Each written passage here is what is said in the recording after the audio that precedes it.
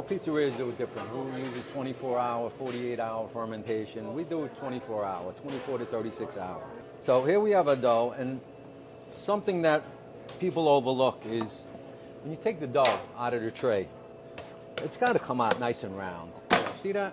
It's a certain technique. You know, it's a technique. You can't just grab the dough and just throw it in flour and start slapping it together. If it starts off in a bad shape, it's going to end up in a bad shape. So this is kind of nice and round, right?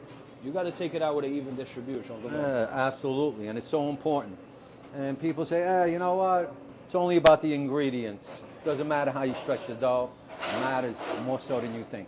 For example, if you're stretching dough out and you make it too thin in the middle, okay, which happens to be the case with a lot of people that aren't experienced. Uncle Vin, you know what they say in the comments? When you stretch the dough, it's like your hands are floating over it. That's it. I mean, I've been doing it so many years. But you see the way I kept it thick in the middle? Of course. I did that purposely. It's a little thinner out here. I know, I'm giving away all the secrets, but who cares? It's not rocket science.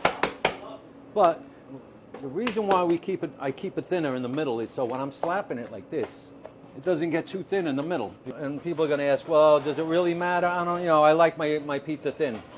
That's how you get slab jalap. 100%. All right, and what happens with slab jalap is it gets too thin. When you go to pick up the slice, or when the pizza's cooking in the oven, all the ingredients, the spices, the oils, everything is going to the middle of the pizza because it's slanted towards the middle. The crust is thicker, so everything is going to its lowest point on the pizza, which is going to be in the middle. And what happens, that first bite you take of that slice, it's got all that grease, all that oil, everything that made their way down to the middle of the pizza. And that's why sometimes you take a bite of a pizza, the first bite, it's like, what is that? Wow, that's because the guy who was making the pizza didn't make it correctly. And Joe, that's not even distribution. 100%, I agree. Take my sauce, nice full ladle, do another nice even distribution across the whole pie.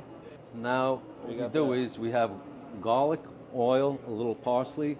Wow. I use a fork because with the fork I get, what do I get, Joe? Even distribution. Even distribution is right. See that? That's beautiful. Because you want to get a little bit of garlic in every bite. We're going to finish it off with some pecorino romano. You have to have a little cheese there. So no mozzarella, but we do have cheese.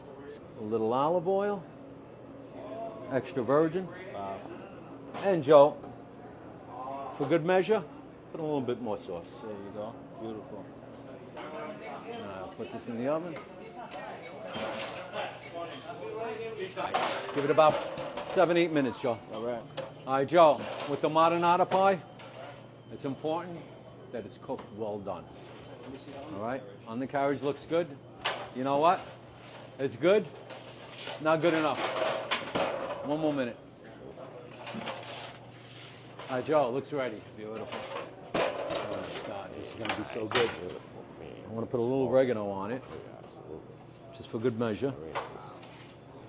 Nice. You hear that crunch, Freddie? Of course. Wouldn't be the same without it. All right, let's go straight.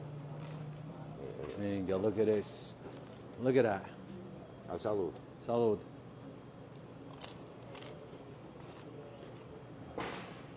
Basically, just a few ingredients. Tomato sauce, no mozzarella, oregano, olive oil. Back in the day, they didn't even put cheese on pizzas. They put a few anchovies, and they called it a day. Some garlic, very simple. Sometimes less is more. So good. Like that, Freddie?